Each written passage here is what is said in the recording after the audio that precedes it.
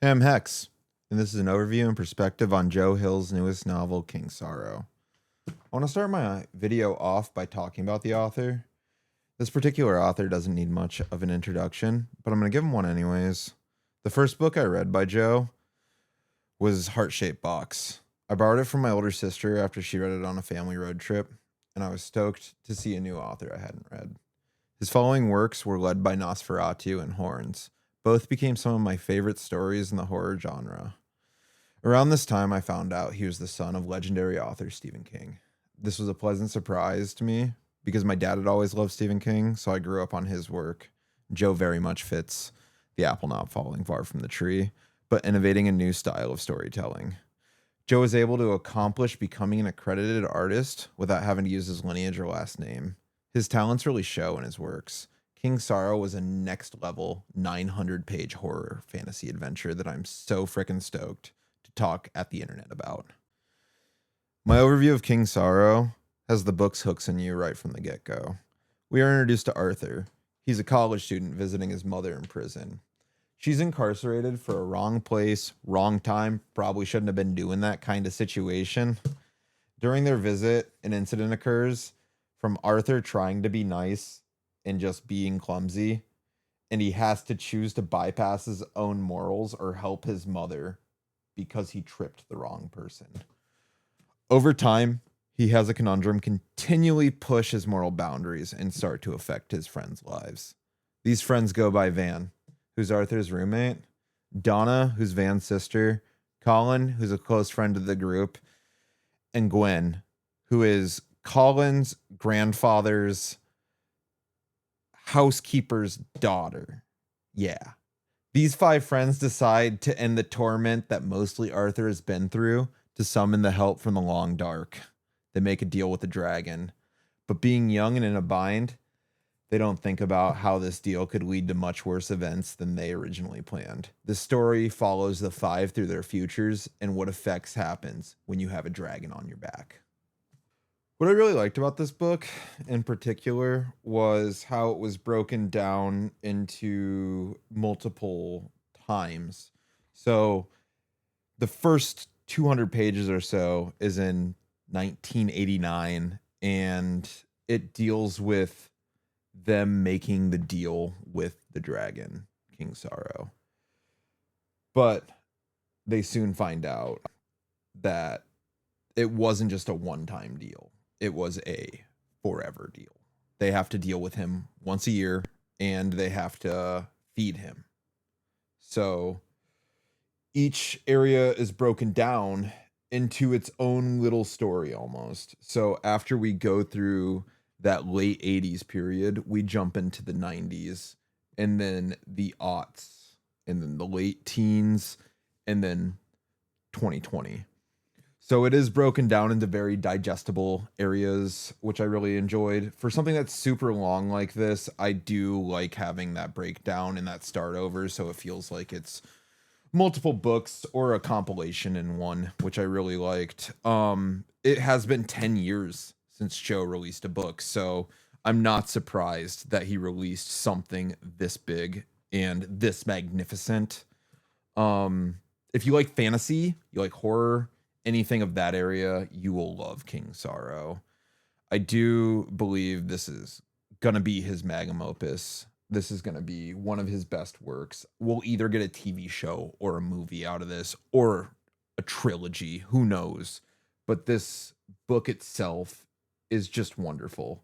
I've been waiting for it for about 2 years, and it was well worth the wait for it. I highly suggest this though to almost everybody. I just really loved this. If you like fiction, I think you'll enjoy this book.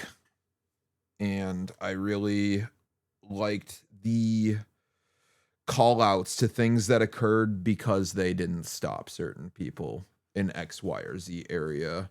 And then about 10 years later, we see how that factor has, or they did stop somebody, and that leads to something else catastrophic. I also am still mind blown by the different morals of each one of the main characters. Since we're following five characters, The 900 pages does a really good job of covering each person, giving them a background, and really filling us in on that world. So, certain morals are different in certain people, certain agendas are being created, and there's certain allegiances created too, which was really great to see, but also twisted. But I wouldn't expect anything else from Joe Hill. Um, so that is my basic premise and who I would recommend this for. I don't really want to give it a rating. I'm trying to avoid that kind of reviewing. But if you like horror, you like fantasy, you like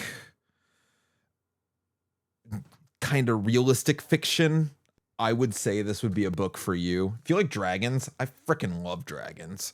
I would recommend this book for you. Or if you're just looking for something that is gonna take you into a magnificent world building that is very similar to our own, I would also recommend that. I want to go over the insides of the book because I really like the art style next. But that is my review. I recommend this for everybody. I loved this book. Probably my favorite book of the last year at least. All right, let's check out the like bread and butter of this thing. So first off, this cover, really high quality material. I really like the picture of King Sorrow that we're seeing him like right here. And I also like how well this like cover was made. I do also want to show you guys the front.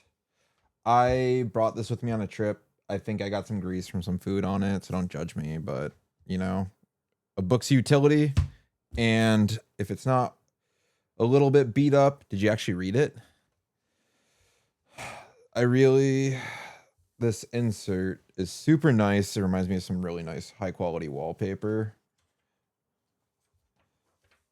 But also going through and seeing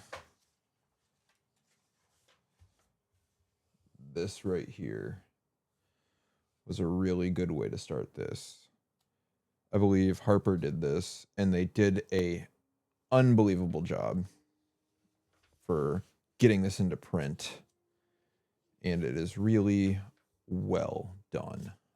The art of all this, I really enjoy.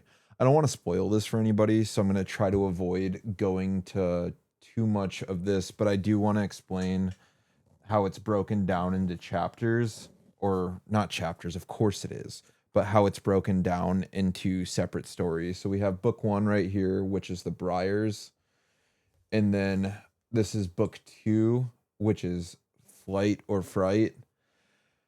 I don't think I'll go to any more of these because the last page that's over here ends up having a spoiler for the next book that it goes into.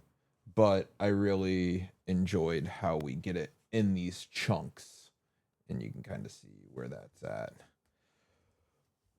But I just wanted to show that, give the overview of the actual physical media itself too.